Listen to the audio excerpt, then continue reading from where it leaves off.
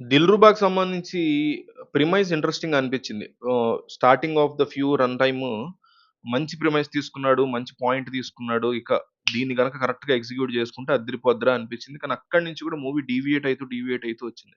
Director ఎందుకో నాకు ఎక్కువ 'పూరి జగన్నాథ్' వీరాభిమానిలాగా అనిపించాడు. ఆ యాటిట్యూడ్ గాని, ఆ రైటింగ్ గాని అంటే ఆహ్, ఒక నంబర్ 1 స్టూడెంట్‌ని చూసి కాపీ కొడితే మనం అంత కరెక్ట్‌గా ఎగ్జాక్ట్ కాపీ కొట్టేసి దొరికిపోతాము. లేదా వాళ్ళలాగా ట్రై చేద్దాం అనుకుంటే దొరికిపోతాం. వాళ్ళలాగా ట్రై చేసాడురా ఈడు ఫెయిల్ అయ్యాడని. అట్లాగా అనిపించింది.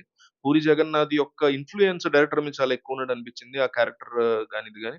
'శ్యామ్ సీఎస్' మ్యూజిక్ మాత్రం పీక్స్ అబ్బా! చాలా బావుంది. 'ఇంటర్వల్ బ్యాంగ్‌లో' ఎస్పెషల్లీ 'శ్యామ్ సీఎస్' యొక్క మ్యూజిక్ పీక్స్‌లో ఇచ్చి పడేసాడు. మ్యూజిక్ చాలా బాగా ఇచ్చాడు.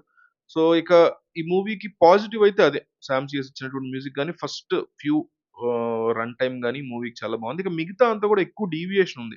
అంటే సడెన్‌గా విలన్ రావటం, సంబంధం లేని ఎపిసోడ్స్‌తో విలన్ రావటం, లవ్ స్టోరీని కూడా చాలా ఫోర్స్‌డ్‌గా, ఫైట్స్ కూడా చాలా ఫోర్స్‌డ్‌గా ఇవన్నీ కూడా నెగెటివ్స్ మూవీకి సంబంధించి. అంటే హైలీ ప్రెడిక్టబుల్ స్టోరీ ఇచ్చేసి దానికి మళ్ళీ X boy friend, ex girl friend ఇట్లాంటి కాన్సెప్ట్ ఒకటి పట్టుకొచ్చి యూత్ కనెక్ట్ అవుతారేమో అనుకున్నాడేమో గాని డైరెక్టర్ కాస్త కాస్త కాదు చాలా ఫోర్స్‌డ్ ఎలిమెంట్స్‌ని పట్టుకొచ్చి పెట్టాడు.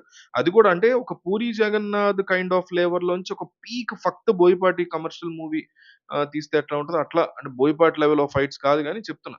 అట్లా కమర్షియల్ యాంగిల్ అనేది ఎక్కువగా ట్రై చేశారు. అది పెద్దగా వర్కౌట్ అవ్వలేదు.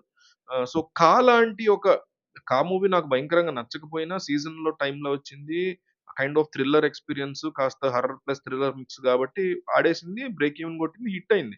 సో అట్లాంటి కాస్తంత డిఫరెంట్ జోనర్ మూవీ అంటే మరి 'విరూపాక్ష' కైండ్ ఆఫ్ కాకపోయినా కొంచెం little bit of different genre correct సీజన్‌లో వచ్చాడు. హిట్ కొట్టాడు. అట్లాంటి అట్లాంటి సక్సెస్ తర్వాత ఎంతో కొంత సక్సెస్ అది. దాని తర్వాత ఇట్లాంటి స్క్రిప్ట్‌ని కిరణ్ అబ్బవరం ఎంచుకుంటాడని నేనైతే ఎక్స్‌పెక్ట్ చేయలే, అనుకోల.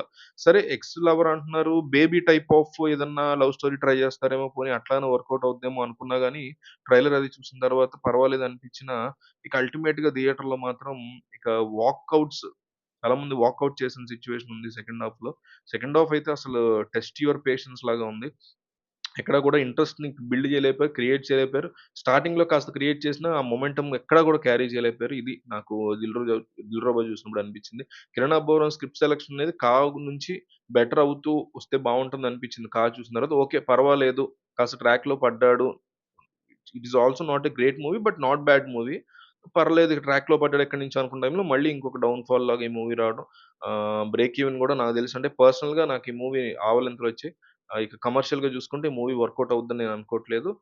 ఓవరాల్‌గా ఈ మూవీని డెఫినైట్‌లీ రికమెండెడ్ పొరపాటున కూడా రికమెండెడ్ కాదు. ఇక స్కిప్ చేయమని నేనైతే రికమెండ్ చేస్తా ఈ మూవీని. హ్యాపీగా స్కిప్ చేయొచ్చు. మీకెవరైనా చూసుంటే మీకేమనిపించిందో కామెంట్ చేయండి.